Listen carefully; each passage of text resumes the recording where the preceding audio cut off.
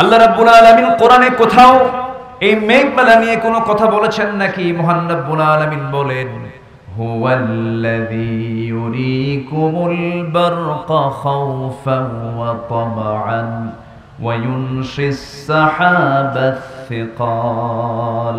জোরে বলি আল্লাহু আকবার। ঘন ভারী মেঘমালা আল্লাহ তাআলা মহাকাশে মহাশূন্যে তিনি ঝুলিয়ে রেখেছেন। আল্লাহ রাব্বুল আলামিন বলছেন, বান্দারে আকাশে তুমি যা দেখতে পাও, জমিনে যা দেখতে পাও, সমুদ্র বক্ষে তুমি যা দেখতে পাও, তোমার চোখের সামনে যা কিছু তুমি দেখো এবং তোমার আড়ালে যা কিছু আছে, এই সকল সৃষ্টি আমি কারোর জন্য সৃষ্টি করি নাই বান্দা, আমি তোমার জন্য একমাত্র সৃষ্টি করেছি। জোরে বলি সুবহানাল্লাহ। আল্লাহ রাব্বুল আলামিন বলছেন, বান্দারে এই পৃথিবীর যত সৃষ্টিরাজি তুমি দেখতে পাও, এই আলোকিত চাঁদ রাতের বেলা দেখতে পাও, দিনের বেলা প্রদীপ্ত সূর্য দেখতে পাও, এই সব কিছু আমি তোমার জন্য সৃষ্টি করেছি। আল্লাহ রাব্বুল আলামিন সুন্দর করে বলছেন, হুয়াল্লাযী খালাকা লাকুম মা ফিল আরদি জামিআ। জোরে বলুন আল্লাহু আকবার। আসমান জমিনে যা কিছু আছে সব তোমার জন্য বানিয়ে দিয়েছি বান্দা।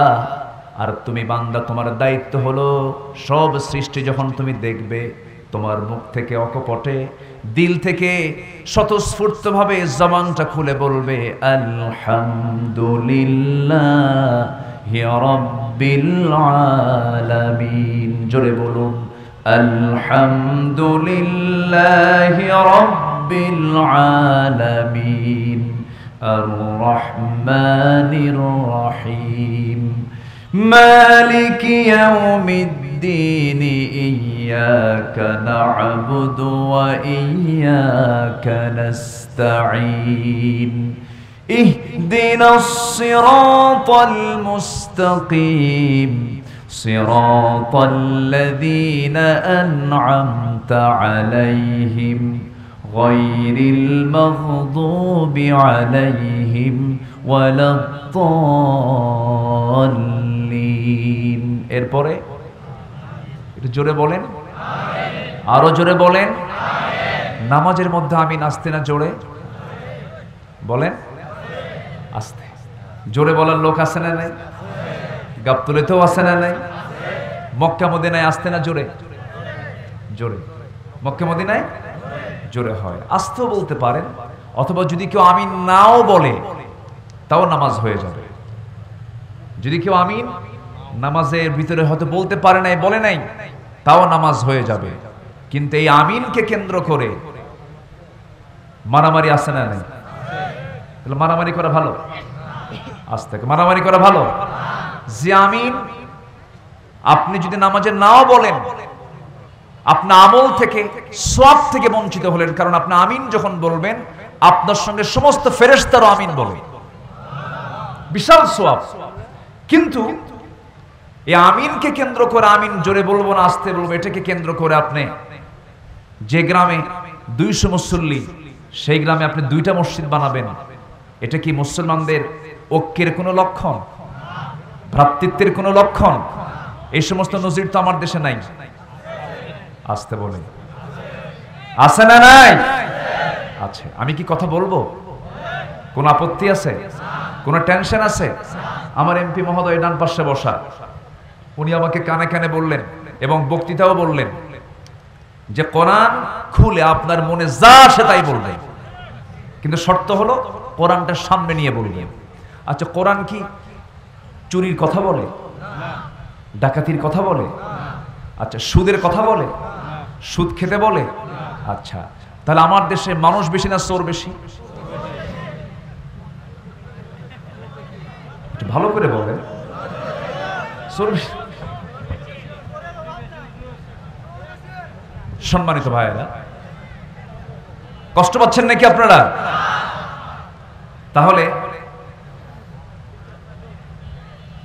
ইসলামে চুরি করা হালাল না হারাম? আসতে বলবেন না, হালাল না হারাম? আমাদের সমাজে চুরি করা কি হালালই তো, হালাল। কেন হালাল? উনি আবার এটার মাসালা বের করে নিয়েছেন, ফয়সালা নিয়েছেন। হুজুর যা করছি করছি, শেষ জীবনে 3 সিল্লা দেব,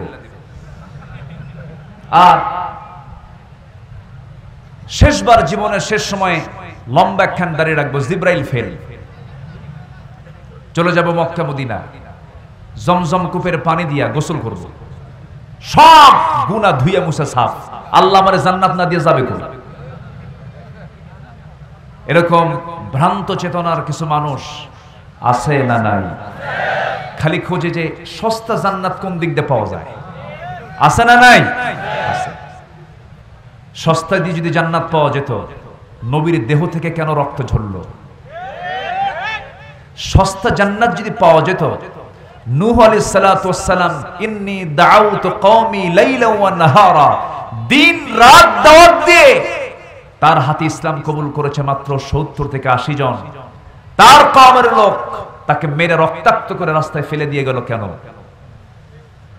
যাকারিয়া আলাইহিস সালাতু ওয়াস সালামকে করাত দিয়ে চিরে কেন হত্যা করা হলো, শহীদ করা হলো?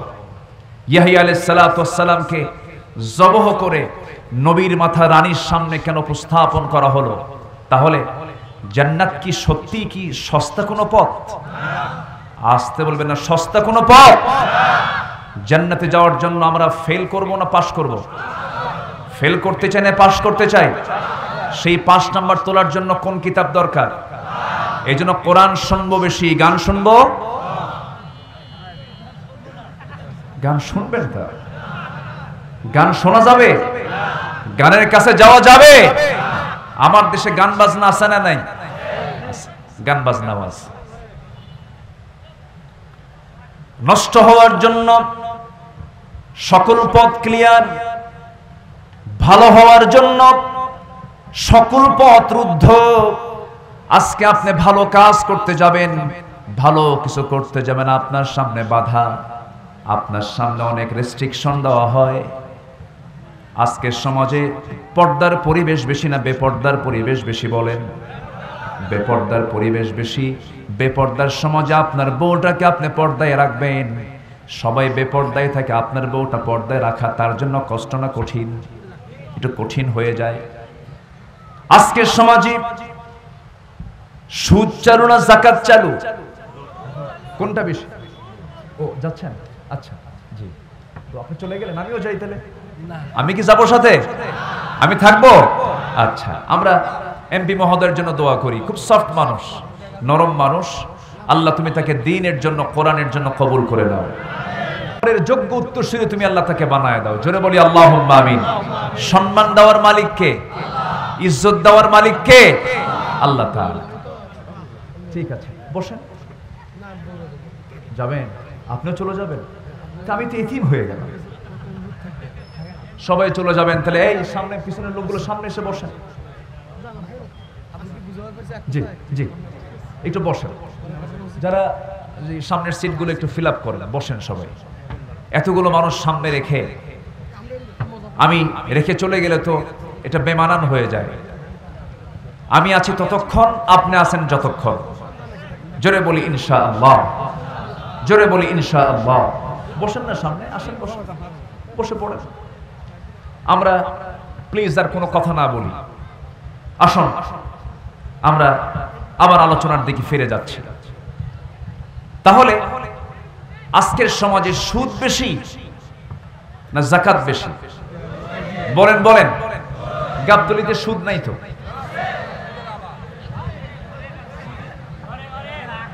আচ্ছা, ওঠে কারা? এগুলো ওঠে কারা? এই যে উঠতেছে, একটু টাইম মতো ওঠেন। যারা উঠবে এরা মনে হয় সুদ টুদ খায় নাকি? ওঠে কেন? একটু সময় মতো যান, যে ওয়াজটা কোনটা হচ্ছে আর আমি যাচ্ছি কোন সময়।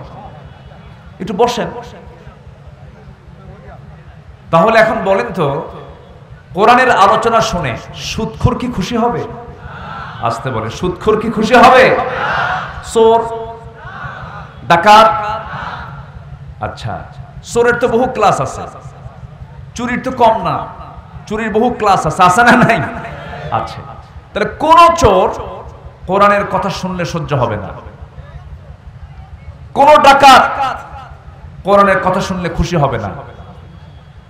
কোন সুদখোর কোরআনের আলোচনা শুনলে খুশি হবে না।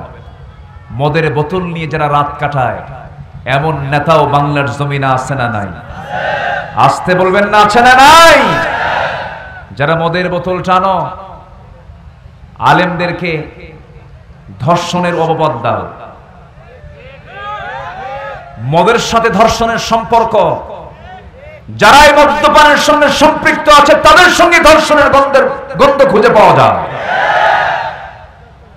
সম্মানিত ভাইয়েরা, আল্লাহর নবীরা পর্যন্ত মামলা খেয়েছেন, জেনার মামলা খেয়েছেন।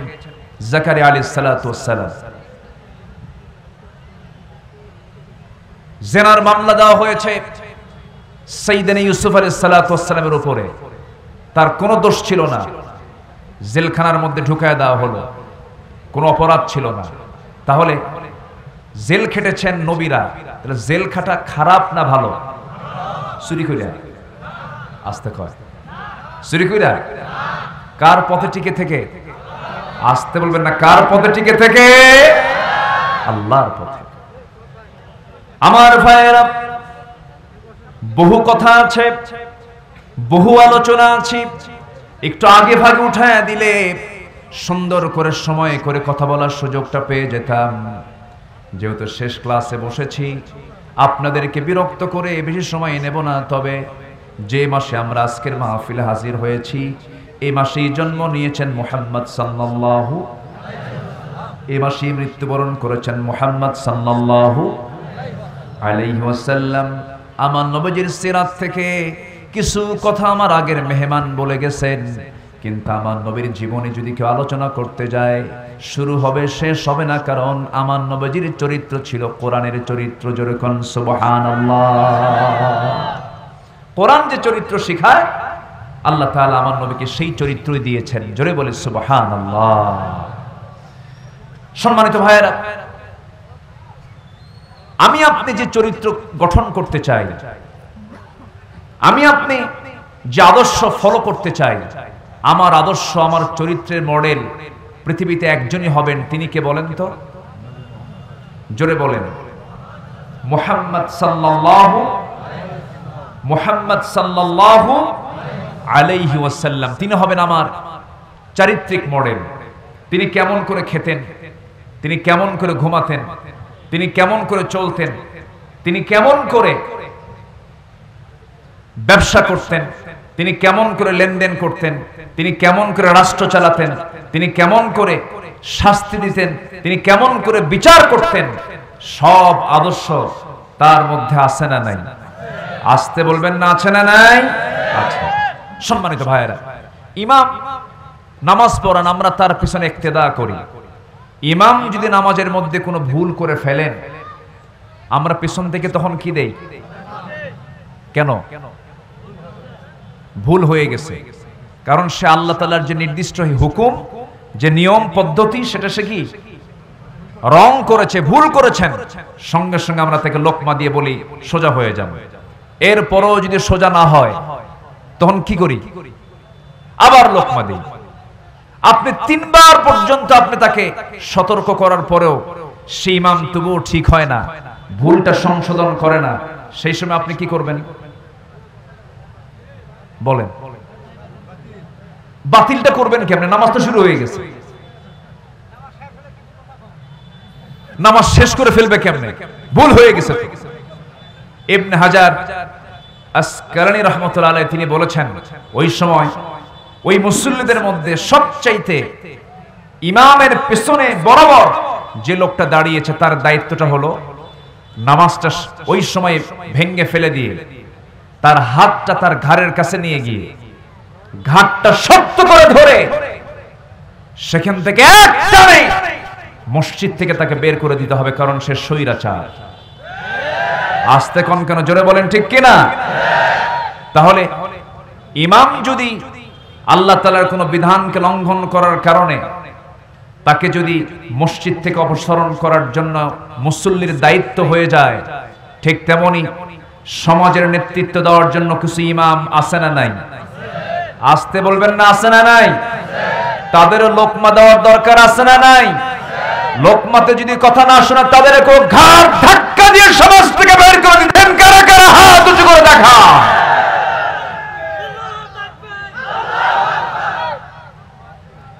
এক স্লোগানই শেষ হলো।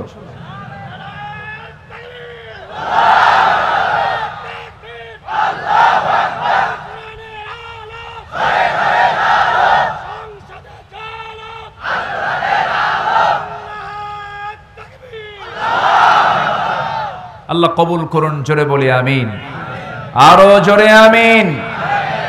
সম্মানিত ভাইয়েরা, এই কাজ আপনি যখন করতে যাবেন তখন কি একা হবে? একা পারবেন না? শক্তির দরকার। শক্তির দরকার আছে না নাই? ম্যান পাওয়ার, মানুষ দরকার আছে না নাই? একটা টিম দরকার, একটা দল দরকার। সে দলটা কার দল? আসতে বলবেন না, কার দল?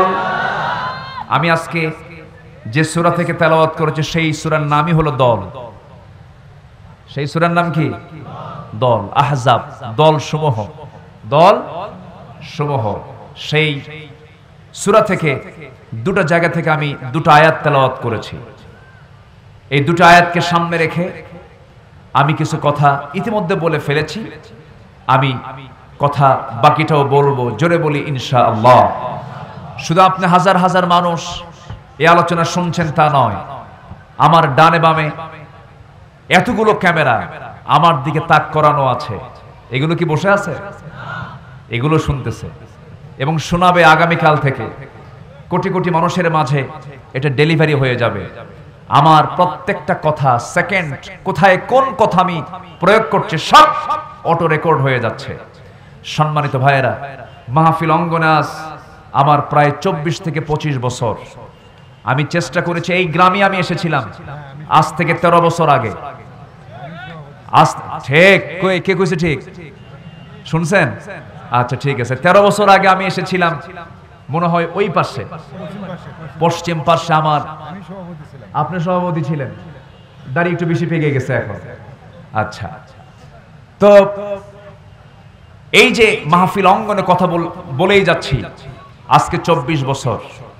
এমনও বাংলার জমিনে দিনের খেদমত করে গেছেন, 50টি বছর দিনের প্রচার করেছেন, 13টি বছর জেল খেটে শাহাদাতের পরিচয় দিয়ে দুনিয়া থেকে বিদায় নিয়েছেন, কাজ করেছেন। কিন্তু একটা প্রশ্ন আপনাদের কাছে, ওয়াজ আমার দেশে যা হয়েছে এতে মসজিদের পরিমাণ কমছে না বাড়ছে? মাদ্রাসার পরিমাণ কমছে না বাড়ছে? দাড়ি টুপি কমছে না বাড়ছে? আচ্ছা, সুদখোর ঘুষখোর কমছে না বাড়ছে?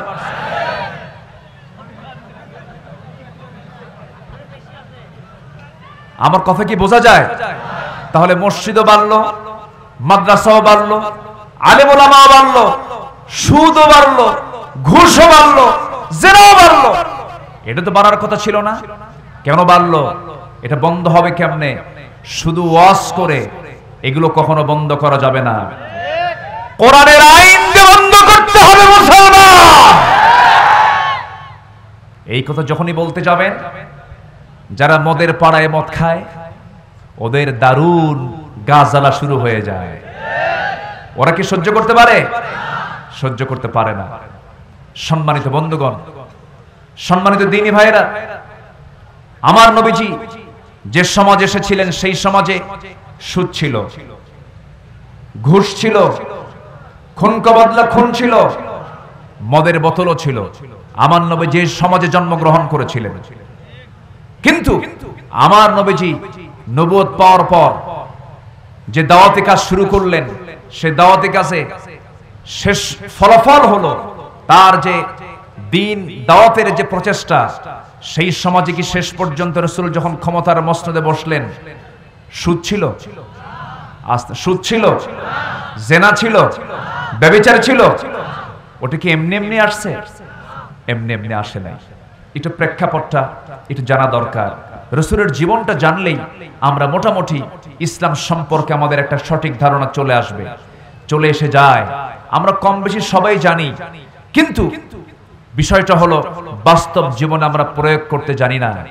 সম্মানিত ভাইয়েরা, বাস্তব জীবনে যার প্রয়োগ নাই, রসুলকে খুব ভালোবাসে নামাজে, রসুলকে খুব ভালোবাসে সুরমা দেওয়ার সময়, রসুলকে খুব ভালোবাসে মিষ্টি খাওয়ার সময়, রসুলকে খুব ভালোবাসে মিসওয়াক করার সময়, কিন্তু আল্লাহর জমিনে সুদ উৎখাত করতে হবে, আল্লাহর জমিন থেকে জেনা বন্ধ করতে হবে, পর্দার পরিবেশ নিয়ে আসতে হবে, এটার জন্য চেষ্টা করলে যে হামলা মামলা হবে সেই দিকে যায় না, যায় না, যায় না।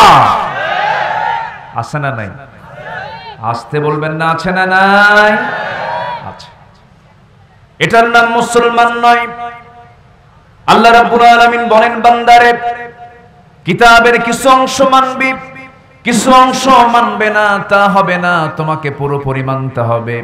আফাতুমিনুনা বিবাদিল কিতাবি ওয়া তাকফুরুনা বিবাদ। তুমি কিতাবের কিছু অংশ মানবে, কিছু অংশ মানবে না, তা হবে না, তোমাকে পুরোপুরি মানতে হবে। আংশিক মানার নাম মুসলমান নয়। আল্লাহ তাআলা এক জায়গায় বলছেন, ইয়া আইয়ুহাল্লাযীনা আমানু দুখুলু ফিস সিলমি কাফা ওয়া লা তাত্তাবিউ খুতুওয়াতিশ শাইতান ইন্নাহু লাকুম আদুউম মুবিন। জোরে বলুন আল্লাহু আকবার। ইসলামের ভিতরে পুরোপুরি দাখিল হয়ে যাও। আংশিক ঢুকবে, আংশিক ঢুকবে না, তা হবে না, তা হবে না। আবু জেহেল কিন্তু বলেছিল, মুহাম্মদ শোনো, তোমার ধর্ম থেকে যাক, আমার ধর্ম থেকে যাক, তুমি আমার ধর্মের বৈধতা দিয়ে দাও, আমি তোমার ধর্মের বৈধতা দিয়ে দেব। মদের বিরুদ্ধে কথা বলো না, জেনার বিরুদ্ধে কথা বলো না, তোমার ধর্ম 6 মাস, আমার ধর্ম 6 মাস। নবী সেই সময় কথাগুলো শুনে রাসূল বললেন, চাচা, যে প্রস্তাবটা দিয়েছেন আল্লাহ তাআলা চূড়ান্ত ফয়সালা করেছেন। যারা পারেন ঠোঁট মিলিয়ে মিলিয়ে আমার সঙ্গে জোর গলায় সবাই বলেন, ওয়ালা আনতুম আবিদুনা মা আ'বুদ ওয়ালা আনা আবিদুম মা আবাদতুম ওয়ালা আনতুম আবিদুনা মা আ'বুদ লাকুম দীনুকুম ওয়ালিয়াদিন। জোরে বলুন আল্লাহু আকবার। ও চাচা, তোমরা যার গোলামি করো আমি তার গোলামি করি না, আমি যার গোলামি করি তোমরা তার গোলামি করো না। তোমার দিন তোমার কাছে, আমার দিন আমার কাছে। এই চূড়ান্ত কথা যখন তিনি বলে ফেললেন, আবু জেহেল মনে মনে আশ করতে লাগলো, বুঝতে পেরেছি মুহাম্মদ তো সব কিছু শেষ করে দেবে। সুদের কারবার থাকবে না, জেনার কারবার থাকবে না, মদের বোতল থাকবে না। এত পরিমাণ মদ্যপান করতো কুরাইশ, ওই কুরাইশরা এত পরিমাণ মদ্যপান করতো যে পানির চাইতে মদ তারা বেশি খেত। এমন একটা সমাজ, এমন নবীজির জন্ম হলো, নবীজি সেই সমাজকে সেই জায়গা থেকে তুলে নিয়ে আসার জন্য যে চেষ্টা করেছেন, নিজের চেষ্টা না, কোরআন দিয়া। কি দিয়া বলেন? সেই কোরআন আজও আছে না নাই? আসতে বলবেন না, আছে না নাই? আছে। কিন্তু কোরআন শুধু আছে কাগজের পাতায়, হাফেজের মাথায় মাথায়। কিন্তু শুধু কাগজের পাতায় থাকলে চলবে না, হাফেজের মাথায় থাকলে চলবে না, সমাজের পাতায় পাতায় থাকার দরকার আছে না নাই? আসতে বলবেন না, আছে না নাই? আছে। আজকে যদি কোরআনটা সমাজের পাতায় পাতায় থাকতো, আজকে যদি কোরআন যদি সমাজের পাতায় পাতায় থাকতো, আজকে নবীর বিরুদ্ধে কথা বলে বুক উঁচু করে আমার দেশের কিছু কুলাঙ্গার আছে না নাই? এক cricketer, junior cricketer Tanzim Sakib, সে সম্প্রতি একটা স্ট্যাটাসে সে একটা কথা উপস্থাপন করেছে। সে বলেছে ফ্রি মিক্সিং, যেটা অর্থাৎ ইউনিভার্সিটিতে পড়ুয়া যে সমস্ত ছাত্রছাত্রী যারা ফ্রি মিক্সিং করে, অর্থাৎ নারী পুরুষ অবাধ মেলামেশা, আছে না নাই? আসতে বলে, আছে না নাই? আছে। এই যে ফ্রি মিক্সিংটা করে, যারা ফ্রি মিক্সিং করে, এমন জাতীয় কোনো মেয়েকে যদি কেউ বিয়ে করে, অন্তত সে একটা আদর্শ মা উপহার দিতে পারবে না। কথাটা কি ব্যাঠিক না সঠিক? বলেন, ব্যাঠিক না সঠিক? সঠিক। অথচ সেই জাতীয় কথা কেন বলেছে? এমন জাতীয় কথা তার মুখ থেকে কেন বের হলো? তাকে মৌলবাদী বানানোর চেষ্টা করা হচ্ছে। যদি এই কথা বলাটা যদি অপরাধ হয়, তারা কোরআনের বিরুদ্ধে কথা বলেছে। ঠিক কিনা বলেন? কোরআন মেয়েদেরকে উলঙ্গ থাকতে বলে না ঢাকতে বলে? আমরা আমাদের মা বোনদের ইজ্জত রক্ষার্থে তাদেরকে উলঙ্গ রাখবো না ঢেকে রাখবো? উলঙ্গ রাখবো না ঢেকে রাখবো? ঢেকে রাখবো। এটাই তো কোরআনের কথা, হাদিসের কথা, নবীদের কথা, মুসলমানদের কথা। সম্মানিত ভাইরা, আবার ঢাকা ইউনিভার্সিটির এক প্রফেসর উনি মন্তব্য করেছেন, ইউনিভার্সিটিতে পড়তে আসলে কোনো নেকাব, কোনো হিজাব, কোনো বোরকা পরার দরকার নাই, কারণ ছাত্রীরা হচ্ছে শিক্ষকদের কাছে মেয়ের মতো। ছাত্রী তো অনেক সময় পাত্রী হয়। এরকম নজির তো গাবতলী নাই, বগুড়ায় নাই, সিরাজগঞ্জে নাই, পাবনায় নাই, ঢাকাতে নাই। মানুষ আছে যেখানে এমন নজিরও সেখানে। তাহলে শিক্ষকের কাছে যদি ছাত্রী যদি মেয়ের মতো হয়, তাহলে পাত্রী হয় কেন? আবার আল্লাহ তাআলা যে বিধান দিয়েছেন 14 জন পুরুষ ছাড়া বাকি পৃথিবীর সকলের সঙ্গে পর্দা করা প্রত্যেকটা মহিলার জন্য সুন্নত না ফরজ? সুন্নত না ফরজ? এই বিধান কে দিয়েছেন? এই বিধানের বিরুদ্ধে যারা কথা বলে, আমি হলফ করে বলতে পারি তাদের জন্য ঠিক নাই। তারা যারা সন্তান ছাড়া এমন জাতীয় মন্তব্য করতে পারে না। সম্মানিত ভাইয়েরা, সম্মানিত বন্ধুগণ, আজকের সমাজে বিয়ে বেশি না জেনা বেশি? আসতে বলে, বিয়ে বেশি না জেনা বেশি? আচ্ছা, আজকের যুবকদের বয়ফ্রেন্ড বেশি না গার্লফ্রেন্ড বেশি? দেখছেন মুস্কি মুস্কি আবার হাসিও দেয়। হুজুর জায়গা মতো হাত দিলেন। গার্লফ্রেন্ড একজন মানুষের জীবনে একজনই হতে পারে, সে হচ্ছে তার বৈধ স্ত্রী। এছাড়া গার্লফ্রেন্ড যার থাকবে সে কখনো প্রকৃত চরিত্রবান মানুষ হতে পারে না। গার্লফ্রেন্ড কয়জন হবে? সে কে? অন্যের বউ না নিজের বউ? হ্যাঁ, এটা আবার চিন্তা করে বলেন একটু। নিজের বউ হতে হবে গার্লফ্রেন্ড, বয়ফ্রেন্ড। কিন্তু আজকের সমাজ কত নোংরার দিকে চলে গেছে। আজকে এই মুসলমানদের ঈমানকে ধ্বংস করার জন্য বিশাল ষড়যন্ত্র ইহুদি খ্রিস্টানরা করছে। আজকে গোটা পৃথিবীতে মুসলমানদের তাহজিব তামাদ্দুনকে নষ্ট করার জন্য ইহুদি খ্রিস্টানদের সবচেয়ে বড় এজেন্ডা হলো মুসলিম পরিবারের মেয়েদেরকে উলঙ্গ করে রাস্তায় বের করে দাও। আজকে মুসলিম পরিবারের মেয়েরা আজকে তাদের গায়ে কাপড় চোপড় রাখছে? আজকে কাপড় চোপড় রাখছে? আমরা স্বাধীন হয়েছে ৭১-এ। আজকে কোন সাল বলেন? আজকে কোন সাল? 23 সাল। কত বছর হলো বলেন? হ্যাঁ, 53 বছর। স্বাধীনতা 53 বছর চলছে। 53 বছর আগে আমার দাদিরা যে ব্লাউজ পরেছেন, সেই ব্লাউজের যে কাপড় কেনা লাগতো, সেই কাপড়টা লাগতো হলো 1 গজ 3 গিরা অথবা 4 গিরা, মানে 1.5 গজ ছাড়া আমার দাদিরা ব্লাউজ বানান নাই। সেই ব্লাউজ এখনকার মেয়েরা যে বানায়, স্বাধীনতার 54 বছরে 53 বছর এসে স্বাধীন হতে হতে 1 গজিবা আছে খালি 2-3 গিরা। আমি কি ভুল বলতেছি? এটার নাম কি স্বাধীনতা? যারা আমার দেশে মুসলিম পরিচয় দিয়ে পর্দার বিরুদ্ধে কথা বলে, অবশ্যই সে আমাদের দুশমন। তারা আমাদের দুশমন, ঠিক কিনা? আমরা আমাদের মাদেরকে অবশ্যই ইজ্জত দিয়ে, সম্মান দিয়ে তাদেরকে রক্ষা করতে চাই। আমাদের কাছে মাদের দাম আছে না নাই? আছে। আমার বন্ধুগণ, আজ থেকে 1500 বছর আগে আমার নবীজির সমাজ এসেছিলেন। সেই সমাজেও নারীদের কোনো মূল্যায়ন ছিল না। সেই সমাজে মদ ছিল। মদ আছে যেখানে, জেনা আছে যে সেখানে, সুদ আছে যেখানে, সেখানে 2 নাম্বারই হয়, ওলট পালট হয়ে যায়। আমার নবীজির হৃদয়টা শুধু কাঁদতে থাকে, এই সমাজটা কেমন করে চেঞ্জ করা যায়, কেমন করে পরিবর্তন করা যায়।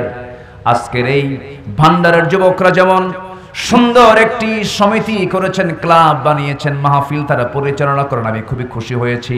তারা কোনো গান বাজনা করে না, কোনো নাটকের আয়োজন করে না। আমার বন্ধুগণ, আমার নবীজি তেমনি, যখন তার বয়স 15 বছর, সেই সময় তিনি হালফুল ফুজুল গঠন করেছিলেন। 40 বছর পর্যন্ত চেষ্টা করেছেন কিন্তু পারেন নাই। কিন্তু আমার নবীর কাছে যখন কোরআনটা চলে আসলো, কোরআন দিয়ে যখন তিনি সমাজটা পরিবর্তনের চেষ্টা চালাতে লাগলেন, পরিবর্তন হতে লাগলো, সাহায্য করলেন কে? আসতে বলবেন, সাহায্য করলেন কে? এমন সময় যে সমাজে একটা নারীর কোনো মূল্যায়ন ছিল না, খুন কবাদলা খুন ছিল যাদের নিত্য নৈমিত্তিক ব্যাপার, নারীর সন্তান হয়ে জন্মগ্রহণ করেছে এটাকে তারা অপমানজনক মনে করত। মেয়ের সন্তান হলেই এমনও নজির আছে জীবন্ত পুঁতে হত্যা করা হতো। বিআইয়ি যামবিন কুতিলাত, কোন অপরাধে এই সমস্ত নারী, এই সমস্ত শিশুদেরকে, মেয়েদেরকে হত্যা করা হয়েছে। নারীর সন্তান কেন হলো? এই নারীর সন্তান এতটুকুই দোষ, এটাকে প্রমাণ করে তারা জীবন্ত পুঁতে হত্যা করেছে। আমার বন্ধুগণ, আমার নবীর সামনে একজন সাহাবী, সুন্দর চেহারা, এত সুন্দর উজ্জ্বল চেহারার একজন সুন্দর সাহাবী নবীর সামনে বসেছেন, ইসলাম কবুল করেছেন। ইসলাম কবুল করার পরে তিনি চোখের পানি ফেলে ফেলে বারবার কাঁদতেছেন। নবীজি তার চোখের পানি দেখি, কান্না দেখে বলছেন, সাহাবী আমার, দিন কবুল করেছো, বাপদাদার ধর্মটা ছেড়েছো বুঝে এই জন্যই তুমি কান্নাকাটি করছো? না হুজুর, আমি এই জন্য কান্দি না। তোমার কান্না করার কারণ কি হুজুর?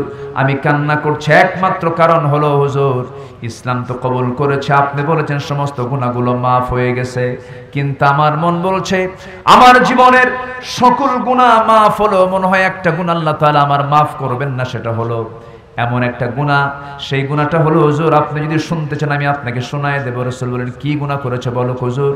আমি আমার শিরকিয়াতের কারণে, জাহালাতের কারণে, সমাজের কারণে আমি আমার নিজের ঔরসজাত সন্তান, কলিজার টুকরা মেয়ের সন্তানকে জীবন্ত পুঁতে হত্যা করেছি। রাসূল বলেন, সাহাবী শুধু শুনেছি, কিন্তু আমি কারো মুখ থেকে সরাসরি শুনি নাই, তুমি আজকে আমার একটু শোনাও। নবীজি তাকে সামনে আস্তে করে বসায় দিলেন, বসায় দিয়ে বলছেন, সাহাবী কেমন করে মেরেছো হুজুর? সন্তানটা আমার স্ত্রী গর্ভে আসলো, সন্তানের পেটের ভিতরে সন্তানটার বয়স 6 মাস হলো। আমার স্ত্রীকে তার মায়ের বাড়ি পাঠায় দেওয়ার পূর্বে জানিয়ে দিলাম, শোনো, সন্তান যদি ছেলে হয় জীবন্ত সন্তানটা নিয়ে চলে আসবে, মৃত হলে সন্তানকে জীবন্ত পুঁতে হত্যা করবে। পাঠায় দিলাম। সন্তান ডেলিভারি হয়েছে, কিন্তু সন্তানটা যে মেয়ে হয়েছে আমাকে বলা হলো না। সন্তানটা মৃত হয়েছে আমাকে জানানো হলো, কিন্তু আমার স্ত্রী সন্তানটাকে না মেরে আমার চোখের আড়ালে বড় করতে লাগলো। 3 থেকে 4 বছর হয়ে গেছে, 5 বছর 6 বছর যখন পূর্ণ হয়ে গেল, কোনোদিন আমি তাকে দেখি নাই। হঠাৎ করে আমার সামনে একদিন আমার দৃষ্টিগোচর হলো, আমার মতো ভ্রু, আমার মতো হাত, আমার মতো পা, আমার মতো চেহারা, ফুটফুটে সুন্দর চেহারা। আমি চট করে তার হাতটা চেপে ধরে তার দিকে তাকায় থেকে বলছে, সত্যি করে বলো তো তোমার বাড়িটা কোথায়? আমি আমার স্ত্রীর কাছে নিয়ে আসলাম। স্ত্রীর কাছে নিয়ে এসে বলছি, স্ত্রী সত্যি করে বলো তো এই সন্তানটা কার সন্তান? আমার স্ত্রী সেই সময় কাঁপতে কাঁপতে সব সত্য যখন বলে ফেলেছে, আমি কিছুই বললাম না, টেকনিক করলাম, কৌশল আটালাম, একটা ফোন দিয়ে আটালাম। সন্তানকে অভিনয় করে কোলের মধ্যে উঠায় নিয়ে আদর করছে, সন্তানটা দারুণ খুশি হয়ে গেছে। আমি আমার স্ত্রীকে বললাম, শোনো আমার স্ত্রী, সন্তানটাকে সুন্দর করে সাজিয়ে দাও, গুছিয়ে দাও, আমি ওকে নানির বাড়িতে নিয়ে যাব, নানির বাড়িতে বেড়াতে নিয়ে যাব। সন্তানটা আমার দারুণ খুশি হয়ে দৌড় মেরে আমার কোলের মধ্যে এসে আমার গালে চুমা খায়, কপালে চুমা খায়। সন্তানটা আমাকে দারুণভাবে মহব্বত করতে থাকে, কিন্তু আমার ভিতরে আমি ফোন দিয়ে আটালাম, রওনা দিলাম। সুন্দর কাপড় তাকে সাজিয়ে দিল, গুছিয়ে দিল, নানির বাড়ির দিকে রওনা করলাম। সেই দিকে না গিয়ে সামনে একটা জঙ্গল পেলাম, জঙ্গল পার হয়ে গেলাম। ঠিক দুপুরবেলা হাতের মধ্যে কোদাল নিয়া মাটি খনন করতে লাগলাম। আমার শরীর থেকে ঘাম ঝরতেছে। মেয়েটা বারবার বলে, বাবা নানির বাড়ি কখন যাবে, নানির বাড়ি কখন যাবে? কিচ্ছু বললাম না, কোনো জবাব দিলাম না। আমি যখন কোদাল দিয়ে যখন মাটি খনন করছিলাম, দুপুরবেলা প্রচন্ড রোদ, আমার শরীর থেকে ঘাম ঝরতেছিল। আর সেই ছোট্ট মেয়েটা হুজুর গামছা দিয়ে আমার সেই ঘামগুলো বারবার মুছে মুছে দেয়, বারবার মুছে মুছে দেয়। আমি কোদাল মারতেছি, গর্ত খনন করছি, আমার দাড়ির ভিতরে ছিটকে এসে মাটিগুলো পড়তেছে। আমার মেয়েটা কুচি হাত দিয়ে খেলাল করে করে আমার দাড়িতে লেগে থাকা সেই মাটিগুলো সরায় সরায় দেয়, আর বলে, আব্বা নানির বাড়ি কখন যাবে? কিচ্ছু বললাম না। গর্ত খনন যখন শেষ হয়ে গেল, মেয়েটাকে আস্তে করে বললাম, মা দেখো তো গর্ত খননটা কেমন হয়েছে। আমার মেয়েটা আস্তে করে সরল মন নিয়া, সরলতা দেখিয়ে মেয়েটা গর্তের কাছে চলে আসলো। উপর হয়ে যখন গর্তের ভিতরের দিকে যখন তাকাতে নিয়েছে, পিছন দিকে আমি চলে আসলাম। চোখ বন্ধ করে আমি এমন জোরে ধাক্কা মারলাম, আস্তে করে সন্তানটা উপর হয়ে পড়ে গেল, চিত হয়ে দুইটা হাত এক জায়গায় করে বলছে, বাবা আমার মার মুখে অনেক কথা শুনেছি, আজকে সত্যি সত্যি বুঝতে পেরেছি তুমি আমাকে আজকে কেন এই জায়গায় ফেলে দিয়েছো, আমাকে তুমি মেরে ফেলতে চাও। বাবা আমি তোমার কাছে আজকে প্রাণ ভিক্ষা চাচ্ছি, একটা বারের জন্য আজকে তুমি আমাকে প্রাণ ভিক্ষা দিয়ে দাও, প্রয়োজনে ভিক্ষা করে খাবো, কিন্তু তোমার সামনে আমার চেহারা আমি কখনো দেখাবো না। হুজুর শিরকিয়াতের কারণে, সমাজের মানুষের কারণে, জিহাদের কারণে আমি আমার নিজ হাতে বড় জোরের একটা পাথর নিয়ে এসে তার বুক বরাবর এত জোর আঘাত করলাম, ফিনকি দিয়ে রক্ত পড়া শুরু হয়ে গেল। মাটি চাপা দিয়া, পাথর চাপা দিয়া জনমের মতো আমি তাকে দুনিয়া থেকে বিদায় করে দিলাম।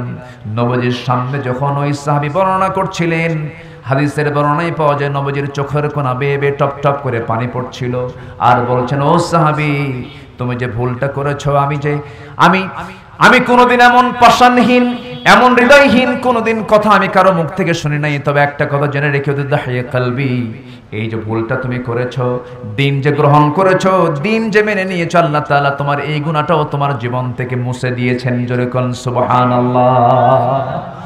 সেই যুগে আমার নবীজি চারটা মেয়ের বাপ, কয়টা? চারটা মেয়ের বাপ। আল্লাহ তাআলা তাকে চারটা মেয়ের সন্তান দিয়েছেন, চারটা ছেলের সন্তানও দিয়েছিলেন। সেই চারজন সন্তানই দুনিয়া থেকে ছোট্টবেলায় দুনিয়া থেকে বিদায় নিয়েছেন। মা কানা মুহাম্মাদুন আবা আহাদিম মির রিজালিকুম ওয়ালাকিন রাসূলুল্লাহ। যে আয়াতটা আমি তেলাওয়াত দিয়ে শুরু করেছি, আল্লাহ তাআলা বলছেন তোমাদের নবী মুহাম্মদ সাল্লাল্লাহু আলাইহি ওয়াসাল্লাম তিনি ছেলের সন্তানের তিনি জনক নন, তিনি মেয়েদের পিতা। কাদের পিতা? আসতে বলবে না কাদের পিতা। মেয়ের সন্তান হলে পরে আমরা বেজার হব না খুশি হব? দেখেন আস্তে আস্তে কয়। কিন্তু আজকের সমাজে অধিকাংশ মেয়ের সন্তান হলে পরে খুশি হয় না, বেজার হয়। হ্যাঁ, এলাকায় কি হয়? খুশি হয় না বেজার হয়? বেজার হয়। মেয়ের সন্তান হলে পরে আওয়াজ নাই, মিষ্টি নাই, কিচ্ছু নাই। আর যদি ছেলে সন্তান হয় অবস্থায় অন্যরকম, মিষ্টি শর্ট পড়ে যায়। মেয়ের সন্তান হয়েছে, কি হয়েছে? মেয়ে মনে হার্ট স্ট্রোক করে এখনই মরবে। আর যদি হয় ছেলে, কি হয়েছে? ছেলে মানে এখনই ও যৌতুকের প্ল্যানে আছে। আছে না নাই? আছে। অথচ আমার নবীজি মেয়ের বাপ না ছেলের বাপ? আমার মায়েরা খুব খুশি হচ্ছে, হুজুর ওয়াজ তো আমাদের পক্ষে আসতেছে।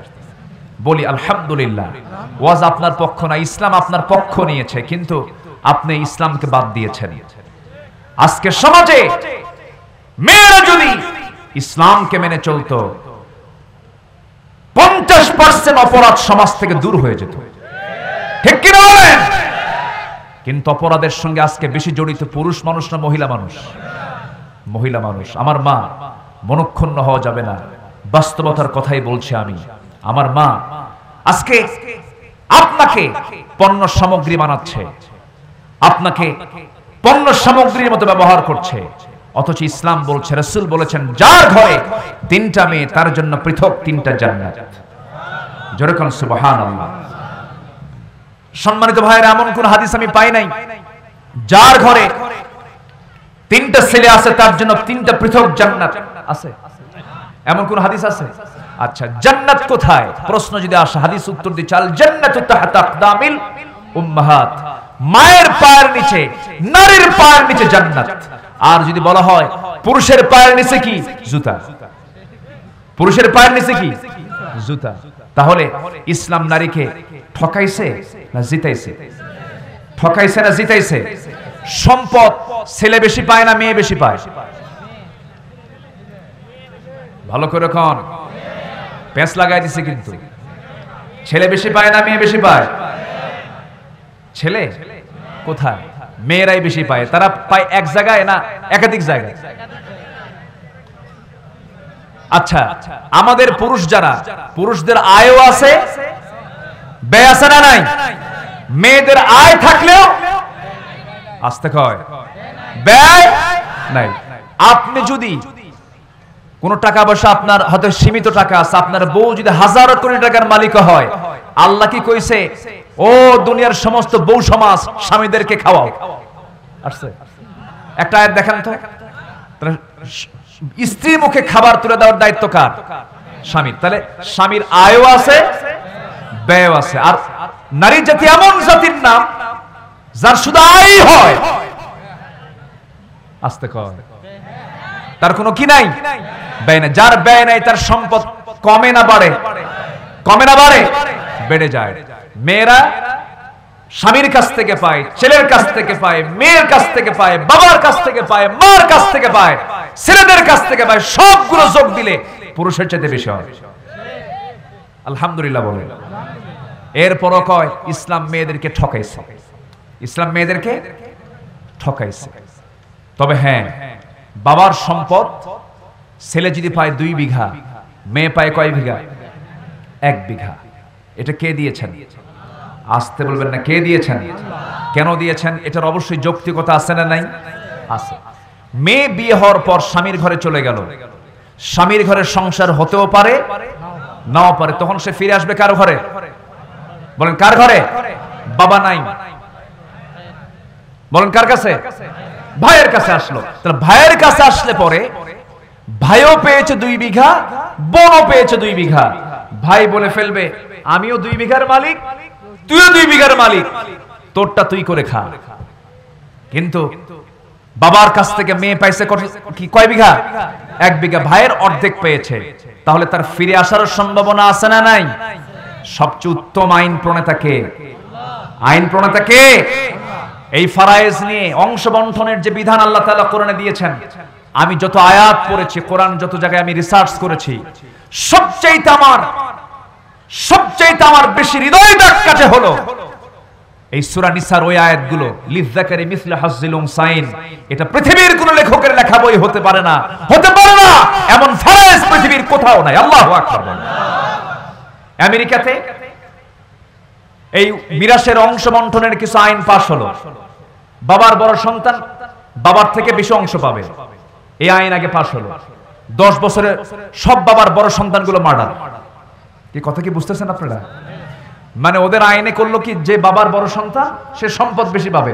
10 বছর পর রেকর্ড করা গেল, রেকর্ড দেখা গেল যে কোন পরিবারে বড় সন্তানের সব মার্ডার হয়ে গেছে। আল্লাহ তাআলা জানেন কাকে কি দিতে হবে। আল্লাহ তাআলা ছেলের সম্পদকে মেয়েদের দ্বিগুণ করেছেন বাবার সম্পদ থেকে।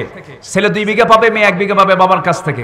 শুধু তাই নয়, মার যে পেট থেকে আসা সন্তান, ছেলে যে দুধ খায়, মেয়ে যে দুধ খায়, এখানে আল্লাহ তাআলা অর্ধেক করে দিয়েছেন। জোরে বলেন সুবহানাল্লাহ। এখানেও কম করে দিয়েছেন। আচ্ছা, বুদ্ধি বেশি কার, পুরুষের না মহিলার?